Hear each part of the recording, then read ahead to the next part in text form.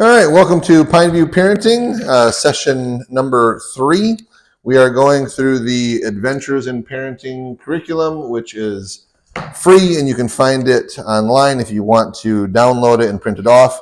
It's endorsed by the U.S. Department of Health and Human Services and the National Institute of Health.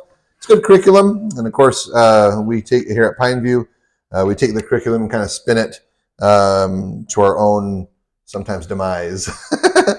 But we are on session number 3, which is the first of the RPM3. We're going to go into the issue of responding today is what we are going to be looking at. Before we get started, I have a quick little video I want to show.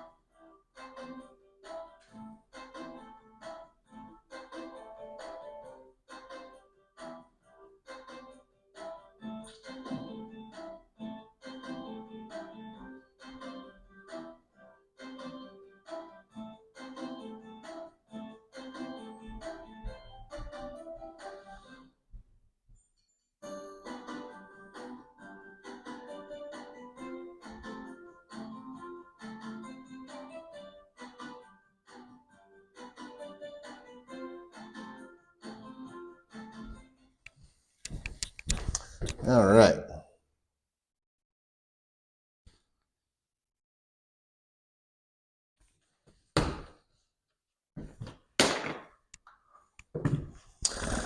The reason I want to show the little video of the butterfly is I've always been kind of fascinated just with nature in general. My mom and I would watch nature on PBS. I think it came on at 8 o'clock every Sunday night. We would watch Mr. Bean. We would watch the Red Green Show, and we watch Nature. Do you ever watch any of those? Yeah, you know what the Red Green Show is? You don't know that? All right, you need to be cultured. Anyway, nature has always fascinated me. And butterflies, moths, when they go through that metamorphosis, when they go through that change, it really is insane what actually happens. Like we see the little cocoon or the little pod that it goes into while it's changing. We can't really see what's going on in there, but what's amazing about that is they completely change into this goop. Actually, it's like a soup in there, and they're able to change their bodies completely to what it was, to this completely different animal. It's one thing to look at like a tree or another kind of animal and see like, okay, here's a baby tree, or here's a baby cow, a calf or whatever, and now here's an adult cow. I mean, they look kind of similar, just miniature size. Or children, babies, humans. Here's a little baby, and here's the adult baby, and you can tell they're the same species basically. But like butterflies, moths, they're tadpoles. Maybe another example, like for frogs, they're completely different. If you didn't know, and you looked at a caterpillar, and you looked at a butterfly, you would say these are completely different things. They're unrelated. What's amazing about that metamorphosis is the caterpillar quite literally has to shed off or really destroy who they were before in order to become that butterfly. They can't retain really any of their old self, so to speak. Could you imagine seeing like those big fat tomato caterpillars? You ever seen those big green, like big juicy ones? So those big heavy, like big old caterpillars. And what if they didn't change completely and they just sprouted a couple little wings? mean, you'd say there's something wrong there. Those little wings, they're not going to let that thing fly. They have to completely shed off who they were in order to become something new. And I don't think that we really become completely different people. We're always going to be ourselves, but there's things in our lives, there's things that we do need to, if we want to achieve something greater than where we're at, the first step is we have to shed off the old. We have to. So our way of thinking, our histories, our presuppositions, the worldview that we had maybe when we were growing up and into adolescence and early adulthood and whatever it is, we've designed a filter or filters that we perceive the world through those filters. And some of those filters, and I got them too, and had some that I've shed off, and unfortunately still have some. It's just what it is. We have to take some of those filters and say, okay, hold on, how I'm viewing this situation or how I'm viewing the world in this way, it's not helping me, and it's not helping those people around me, whatever. So if I want to change, I'm going to have to shed off that part of me. I can't bring it along with me. And I bring that up because one of the things that I teach the boys here, and I like to just speak about as far as when it comes to change, growth. If you want to grow in parenting, or you want to grow in your career, or you want to grow in just yourself, or whatever it is, if you want to grow, change is not wanted, but it's absolutely needed. You have to have change in order for that growth to come. If you're not willing to change, basically, as a subset, you're not willing to grow. That's just a good way to say it. I confront that often, and I'm sure you have too, when you can see something clear as day. It could be a family member or someone you have to deal with, or maybe it's an ex or something, and you can see clear as day that what they're doing or what they're saying or how they're going about something is not helpful. It's not the right thing to do. You can see it clear as day. And you want them, if you're honest, you really want them to grow. You want them to get better. And sometimes when we try to say, hey, you're going the wrong way, what do oftentimes people do? It's like double down, like right. You gonna tell me what to do? I don't think so. And they're not going to grow. That's just what it is. And so if we're not willing to change, we're not going to grow.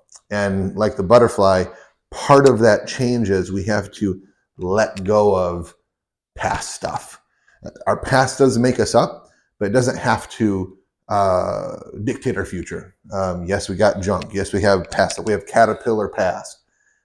But in parts of our lives, we need to shed that off, let that go, so that we can go through that change and become something better on the other side. So I bring that up, and that leads me into another little saying that I like, something else I teach here to the boys.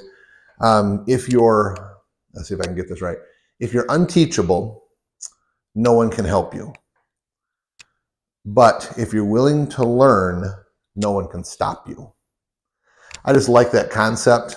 I do find that sometimes, and myself included at times, and when I am unteachable, I'm not going to move, I'm not going to grow. But if I'm willing to learn, sometimes that just starts with just willing to listen.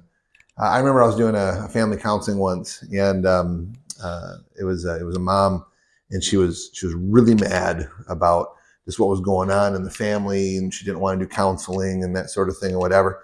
And so she said, well, I'll show up, but I'm not going to say anything. Okay, fine. And this was the first session. And I thought, okay, well, we're more than halfway there already. If you're willing to show up, you can't close your ears, right? I mean, as much as you may want to. And honestly, I was like, okay, if you don't say anything this first session, in the mood you're in, that probably is a good thing. So I'm like, okay, I'll take it. And that's kind of what I told her. I said, hey, if you're willing to show up and just listen for a little bit, I'll take it, And what's funny is she did. And guess what she did in that first session? She listened for like 5 minutes. I think maybe some of those caterpillar filters maybe were kind of falling off a little bit. And she was like, realizing, oh, wait a minute. This is actually potentially a good thing for me, my family, my son, that sort of thing. And it's pretty amazing. We were kind of talking about your son a little bit and how kind of night and day difference when you look back. You have to look back. Same thing with this family. At first, I'll show up, but I'm not going to say anything. And now they're like, hey, when's the next session? We want it. We want our boy to visit. We want this to happen, And it's crazy to think just the night and day difference there. So it's really cool. She went from unteachable in the beginning, the very beginning, and really there's no help to be given, I mean, there's no help.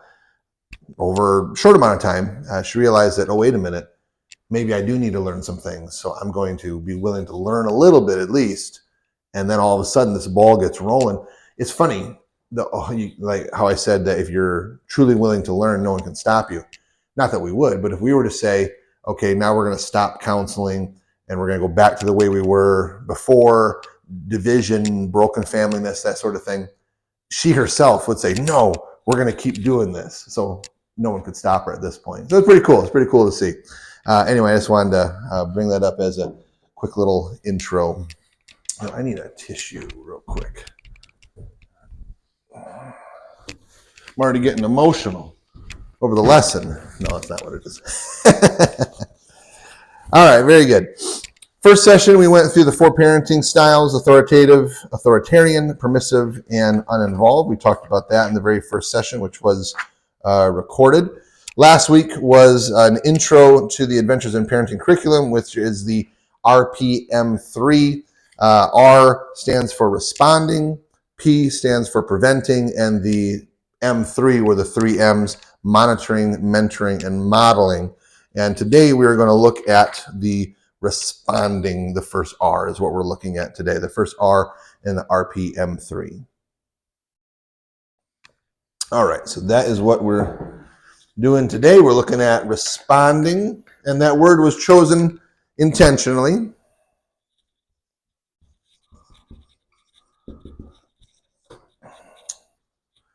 We're looking at the idea of responding. Oh, I didn't give you your fill in the blank sheet. Let me give that to you. And I'll try to follow along in my own notes as well. Sometimes I get off on tangents. All right.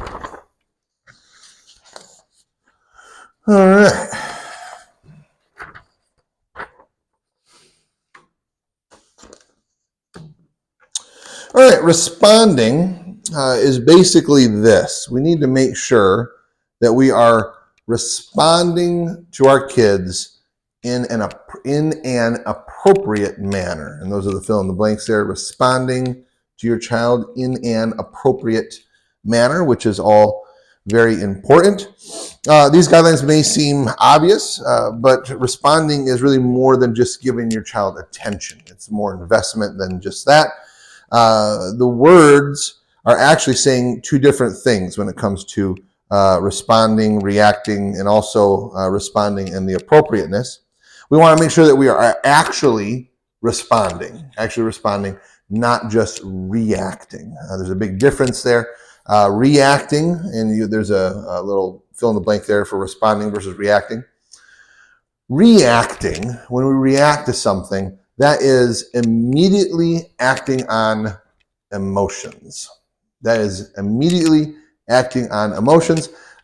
when you're driving down the highway and someone cuts you off and you don't like it and you say, "What are you doing here?"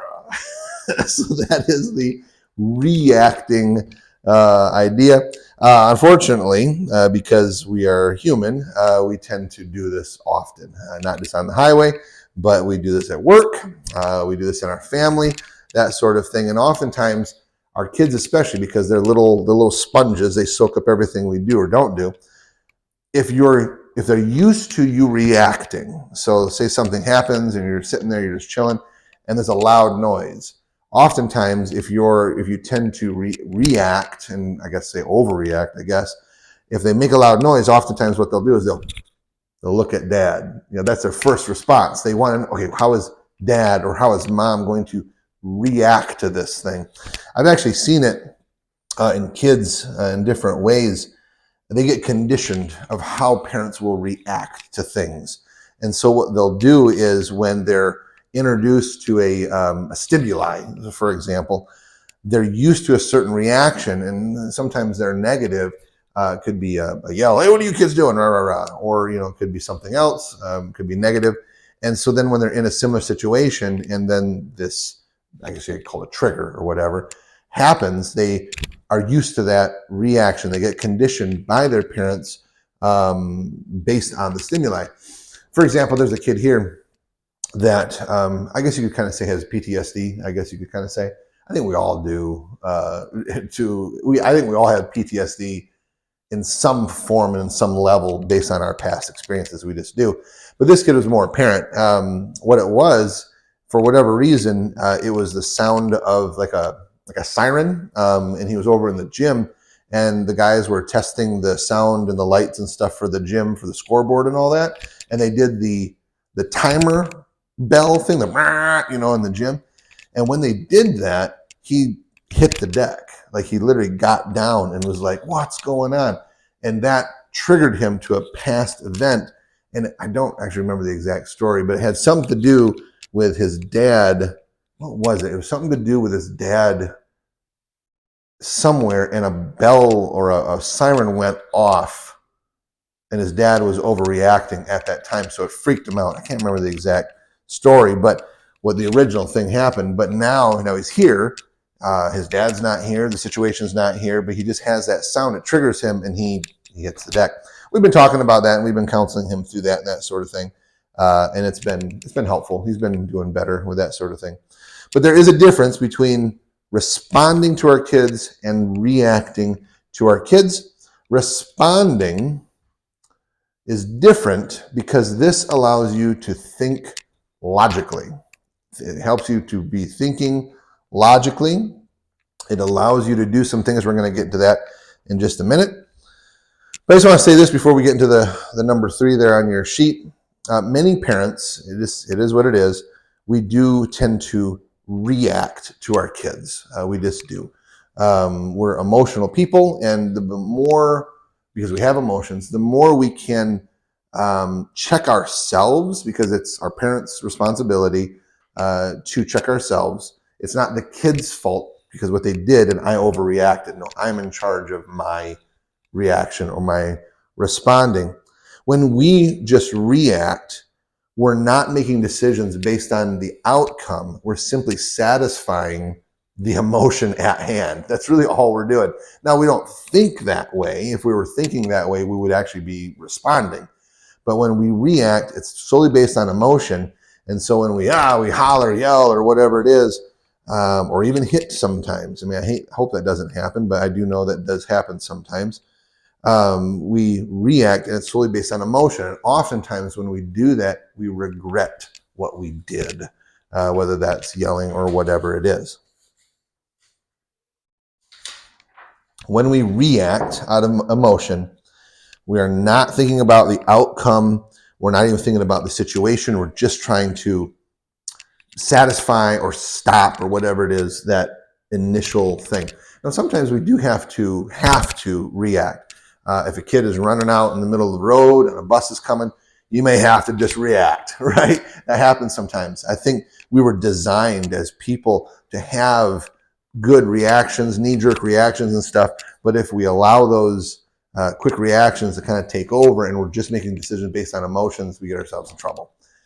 Happened yesterday. I saw it with a parent. It was just solely emotional responses, or not responses, but reactions. And once a person gets too deep into those emotional reactions, there's really you can't go any further. You just have to kind of wait it out, allow them to blow off some steam, or pause and restart or something like that. We have to allow those emotions to come down. Responding, on the other hand, this allows for that word appropriate to come in. Oftentimes, a reaction based on emotions is inappropriate. It teaches our kids that, hey, when something like this happens, this is a proper way to react. And so really, like I said, they're sponges. They're learning from what we do. So the response idea allows that appropriate response to come in, which also allows them to learn, okay, this is an appropriate way to respond to a given situation.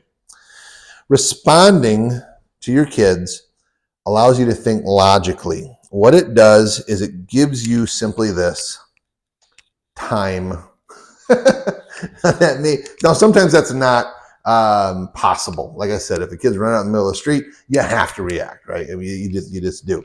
But if a kid spills a glass of milk, or if hits the wall, bumps into the wall on accident and a pitcher falls, or whatever it is, that may not be an emergency, right? I mean, there may be broken glass. I actually had that in my office. I had a boy. He was playing with it was like a knick-knack thing, and he accidentally broke it like in his hand.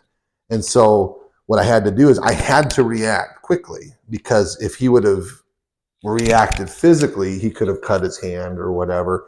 And the glass, it was a thin glass thing, and so now the glass was going on his lap. So what I did is I told him, my reaction was, hold on, don't move. That was my initial reaction.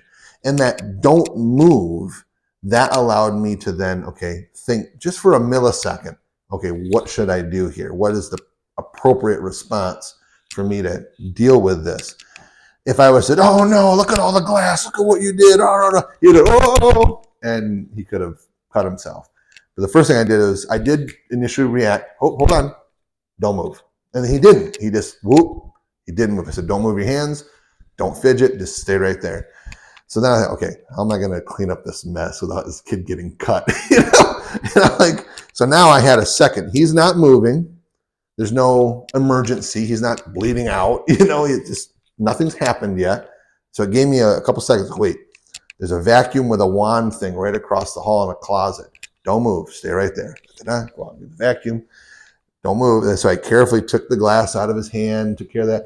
And then I've never done this in counseling. I'm vacuuming a kid. I got the wand, and then like vacuuming his hands and then on his shirt and whatever. And I said, all right, now take his hands real clean. I'll take this and like do your lap and around you. So he was doing it too, and good job, And so the initial reaction allowed me to kind of neutralize the situation. And then that gave me a moment to respond appropriately. So responding does just that. It allows you to think logically, but in order to think logically, you have to give yourself time. It takes not a lot of time, but you have to give yourself a little bit of time to be like, hold on. If I yell about this, is that going to fix the problem? No. If I say, oh, you're always doing stuff, is that going to fix the problem? No. If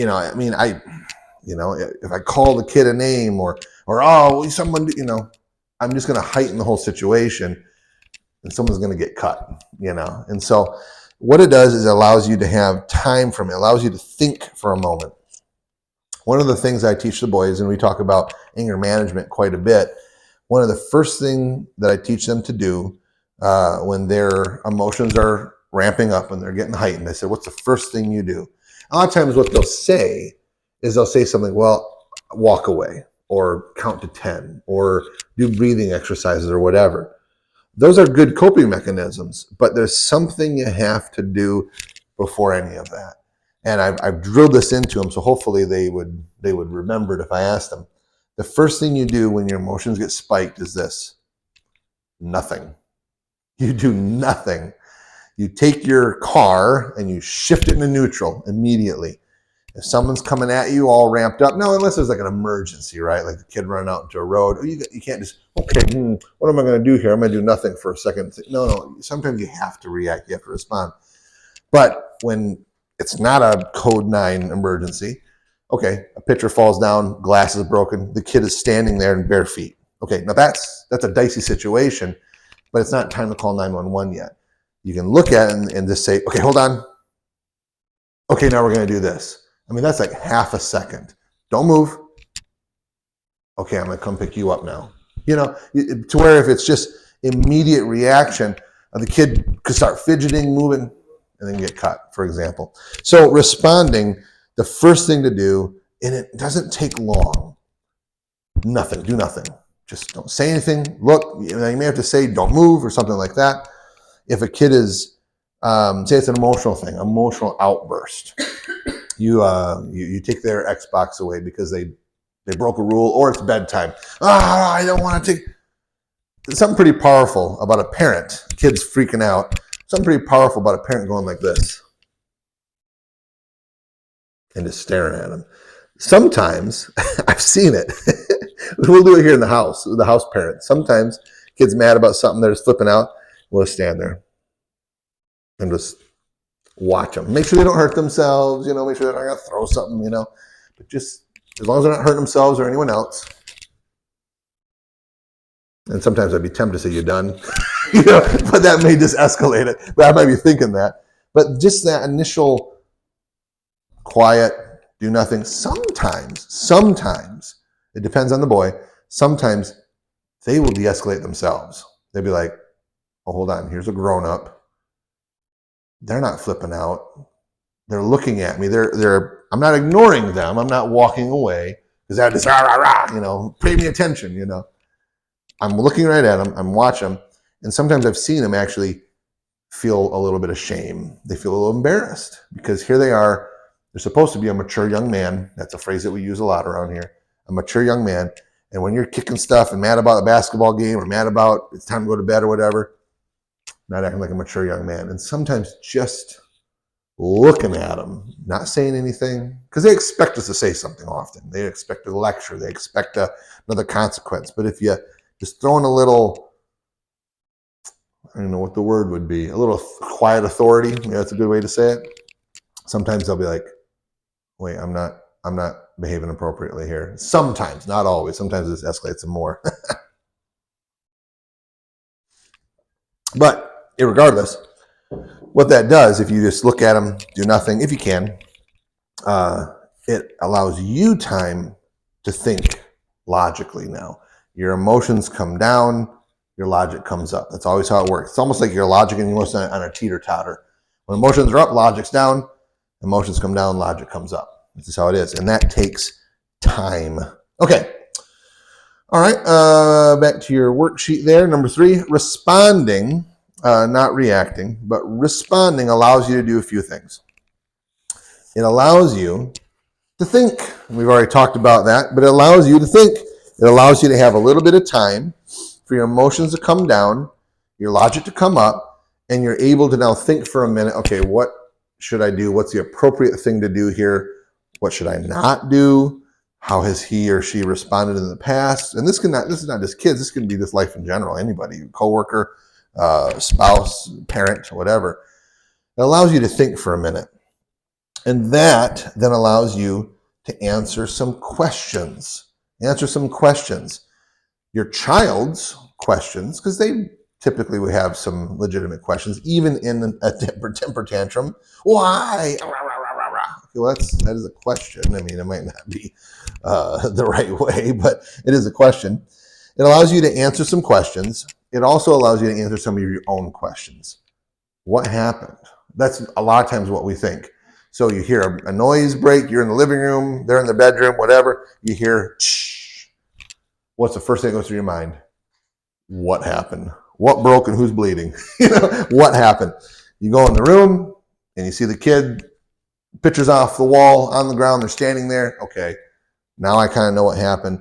And how it happened or what they were doing to cause it to happen in that moment doesn't matter. You just tend to what's happening in the moment. What I would suggest is something to the effect of comforting the child. Hey, it's okay. I got you. That's what I did when the kid broke the glass in my office. It's all right. I got you. Don't move. You're all right. Right? If he would have been bleeding or something, that'd have been, now do something different. And all of a sudden you grab onto that where the blood's just coming out and you take care of that, right? Assess, okay, I'm looking at it, gives me some time. I can think, I can answer some quick questions. What do I do? What's going on? If they're flipping out emotionally, it's time to go to bed, put your Xbox away. Time to go to bed. Time to answer some questions. Okay, well, wait a minute. Did I tell them they could stay up 15 minutes later? What was going on there? Did they misunderstand me? No, they didn't misunderstand me. It's time for bed. Right? So it allows you to solidify your rule or your boundary. It allows you to say, okay, yes, all questions have been answered. The expectations were known. I clearly communicated them. Now it's time to enforce that boundary or that rule or whatever it is. So responding allows you to think. It allows you to answer some questions, your child's, if appropriate, and your own. Another word of saying that is just assessing. You're assessing the situation and you can see it clearly. When your emotions are ramped up, oftentimes we don't see things clearly. We see things fogged through that emotion. It could be anger or frustration or whatever it is. And we see the situation foggy because all we can think about or feel is that emotion that's ramped up. Give ourselves some time, that emotion will come down. Okay, now I can, it's kind of like clearing the fog away. Okay, now I see that situation clearly. Either it's okay for this thing, not throwing a fit or breaking glass, but it's okay to deal with it like this, or no, we need to deal with it like this, and that's what it is. But in your mind, you know, you're clear. And we're the adults, we're the parents. The kids are only thinking on their emotions, so they're always going to be cloudy if that's what it is. Responding gives you time to think, answer questions, and also allows you to consider similar events. Consider similar events. If this is the 5th time that little Billy has thrown a fit at bedtime, okay, well that's an issue, right? But if this is the 1st time, okay, that would make me think a little bit. I'd be like, okay, something's going on, something's wrong. I have a teenage daughter and a son, but my teenage daughter lives with me, and I can tell just in her tone if something's not quite right. Just the other day, she's happy-go-lucky, everything's fine, you know, and then all of a sudden, she just kind of got quiet. And I didn't notice it at first. I was talking to my mother, and my daughter was there, and I think my sister and niece was there. And she was there in the conversation. We're just, you know, laughing and whatever, and just, you know, doing what we do. And then all of a sudden, she just kind of, but I didn't notice it at first because I was talking to my sister and, you know, and other people were there and whatever. And then looking back, it's clear, right? And then she went into the living room. So we were in the dining room, then she went into the living room by herself. And then she just kind of got quiet. And then I realized, okay, well, wait a minute. Why is she over in there? And, you know, what happened? Did something happen? And I didn't, but I'm a guy, so I'm pretty blind to that sort of thing. I don't have intuition like ladies do. And so I'm like, okay, well, in my Neanderthal, simple brain, I'm like, something wrong, you know. And so I go to my daughter and I said, hey, I said, everything good? Yeah.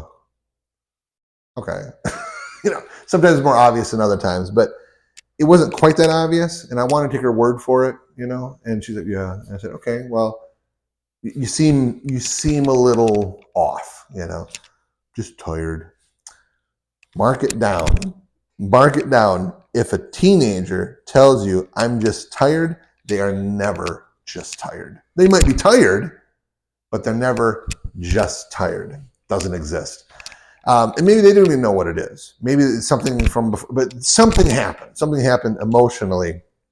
And so what you can do is, if you see them and they're acting a certain way, okay, is this a pattern, right? Is this simple defiance? Like, I want to push mom and dad's limits. I'm going to stay up 5 minutes later tonight if I throw a certain kind of fit. And then tomorrow night I'm going to throw another fit and I'm going to stay up 10 minutes. You know, I'm going to push. Is that the pattern? Or are they typically, yes, ma'am, yes, sir? No kid is like that. But are they typically compliant? And then all of a sudden not. Now, is it, with boys, typically they come out in anger, usually. Girls, it would look like sadness. It would look like subdued or sadness. Sometimes it can be verbal anger, depending on where they go. But a girl typically will shift down and be sad, from an observational point of view, sad, to where boys, they'll ramp up to a more aggressive anger. They're both aggressive, but one is passive and one is more proactive or aggressive. But it's still almost an equal response. Anyway, so you're able to consider similar events. If this is the 5th picture that came off the wall that week, okay, there's an issue there. Something's going on, and that would have to be resolved. If it's a first time, it's truly an accident, okay, there's a proper way of responding. And the first thing we talked about was responding appropriately. You're going to respond differently if it's the 5th one in a week to where it's the first one ever or whatever. You respond differently, and that just makes sense. So anyway, so when you respond, it allows you to consider similar events, which then leads into the, D? It allows you to be more consistent. It's amazing how kids respond to security and consistency. It's astounding. They say that they don't want rules. They want rules. Just so you're aware, they want rules. They don't even want to choose what the rules are. Well, what would you do about it? And that just frustrates them. What do you think appropriate consequence would be for you, Billy? That just frustrates them. They can't think that way. That's not how their brains are wired. They're purely thinking on emotion. That is what their reaction responses are. We know that from simple brain development. If you look at Erik Erikson's work, those adolescent kids, boys and girls alike, they primarily are functioning out of their amygdala, out of that emotional part of their brain. Their logic, the prefrontal cortex up here, has not been fully developed yet. So when you ask them a logical question, especially when they're ramped up emotionally, you get an emotional answer. That's just what it is. So expect that. You as the parent, this responding, doing nothing, thinking, answering questions, considering similar events, it allows you to be more consistent in the kid's life. And I tell you what, they will love you for that. They will love you for that. It's amazing when I see, especially when families, when there's divorce and there's broken families and that sort of thing, as the kids get older, I don't know what the age is, legally or whatever, but usually 16, 17, of course, 18 years old, they will choose basically what parent they want to live with full time or whatever. And more times than not, they will pick the parent maybe doesn't have the best toys or has the best house or has the most money, or let them do whatever they want. They will choose the parent who's been the most consistent. That's typically across the board. They will sacrifice personal desires for security. They just will, typically. So if you as a parent can be the most consistent, your kid will love you for it. They may not say that now. I don't want to go to bed at midnight or whatever it is, when they get older. I don't want to go to bed at 10 o'clock. I don't want to go to bed at 9 o'clock. But if you're consistent, no, that is a household rule. Maybe there's leeway on the weekends, but this is a rule. And once that gets away from that, it becomes inconsistent. It shakes the kid's foundation and they don't feel secure. So as parents, we need to be consistent. All right. Responding also allows you to show a good example. So believe you me, they are looking at how you respond and react to stimuli, whether it's someone cutting you off in traffic, whether it's the lady won't take your coupons at the grocery store, it's a broken glass, it's a spilled milk, whatever it is. They are watching you like a hawk. I promise they are. Our kids are little sponges and they soak up everything we do, from our tone to what we say, our word choice, our attitude. And oftentimes they will become us. And sometimes that's daunting. And sometimes it's like, okay, like my son, I see a lot of myself in my son. I probably see more of myself in my daughter. And I'm like, okay, there's some okay stuff there, but gosh, I should have rethought that. It's just what it is. They're going to do that. So if we can be more of a good example than a bad example with how we respond, how we react, it really will be better for them. And ultimately what this does between us and our kids is it builds trust. It builds trust. If something happens, they're going to trust us enough to come to us. And it's like this. If they can trust you with a spilt glass of milk, if they can trust you with a pitcher that falls off the wall and breaks, they will trust you with their real problems as they get older that you might not even be aware of. Girls with breakups with boys, and okay, now they're acting weird. Why are you acting weird? Well, if I can't trust mom or dad with a spilled glass of milk, why am I going to trust them with my relationship problems in high school? This is not going to happen. If I am used to or been conditioned to a poor reaction from my parents, why am I going to ramp them up with something else that comes later? I'm just going to ramp them up. I'm already stressed to the max, the teenager's thinking. I'm already stressed to the max. Why am I going to then be more stressed out with a poor reaction from my parents that they've shown me through the years to something as small as a spilled glass of milk, for example? So what that does is the proper response allows you to build that trust between you and the kid, when they have real problems, they'll come to you with them. I've had it with my daughter. There's been times where something happened in her life, and imperfectly, because remember, there's no perfect parent, imperfectly, I responded, I'll say appropriately, maybe not the best all the time, but I did respond appropriately. And then when she was a little child, and now lo and behold, when she's an older teenager, I've had her, even when she wasn't living with me, I've had her call me on the phone and say, Dad, I have a friend and they're talking about suicide. What do I do? Ooh, I tell you what, like emotionally, I ramp up, because that's scary, and that's like one of her friends, and she's hanging out with this girl and whatever. And or there was another time I got this friend who, now got into drugs, and she just sent me a picture of like cuts all over her legs from self-afflicted harm. And so I'm like, geez Louise, I want to race over there and pick my little girl up and, and carry her away to safety. But she's not looking for that. She's looking for her dad to respond appropriately. She wants to know, like the kid that's standing there with the broken glass, it's okay. I got you. I got you. Don't move.